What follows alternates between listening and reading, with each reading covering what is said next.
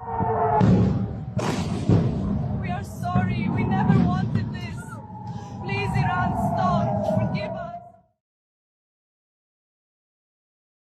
Sebuah video yang tengah viral di platform media sosial X memicu perdebatan luas di kalangan publik dan pengamat. Dalam video tersebut terdengar suara seorang wanita yang diduga merupakan pemukim Israel menangis terseduh dan memohon ampun kepada Iran saat rentetan rudal balistik menghantam Tel Aviv. We are sorry, we never wanted this. Please, Iran, stop. Forgive us. Video ini dengan sangat cepat menyebar dan menuai berbagai reaksi. Mulai dari simpati, kritik terhadap kebijakan militer Israel, hingga dugaan bahwa rekaman tersebut hanyalah bagian dari upaya propaganda. Sejumlah analis menilai bahwa rekaman itu mungkin bukanlah dokumentasi asli dari peristiwa yang terjadi, melainkan hasil manipulasi audio yang ditambahkan ke dalam cuplikan video asli. Dugaan ini muncul karena tidak ada kecocokan yang jelas antara sumber suara dan visual dalam video.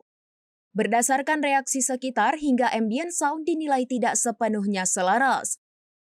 Namun di sisi lain tidak sedikit yang meyakini bahwa suara tersebut benar-benar berasal dari warga sipil yang ketakutan.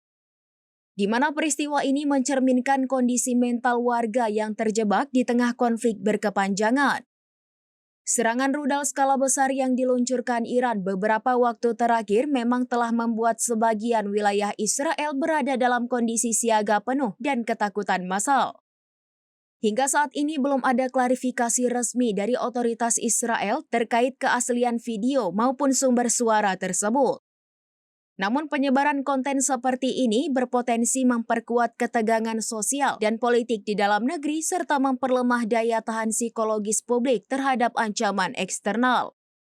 Fenomena ini menjadi pengingat bahwa dalam perang modern, pertempuran tak hanya berlangsung di medan tempur, tetapi juga di ruang digital, persepsi, dan manipulasi psikologi massa. Sorry, we never wanted this. Please, Iran, stop. Forgive us. Forgive our leaders. Download Tribun X sekarang, menghadirkan lokal menjadi Indonesia.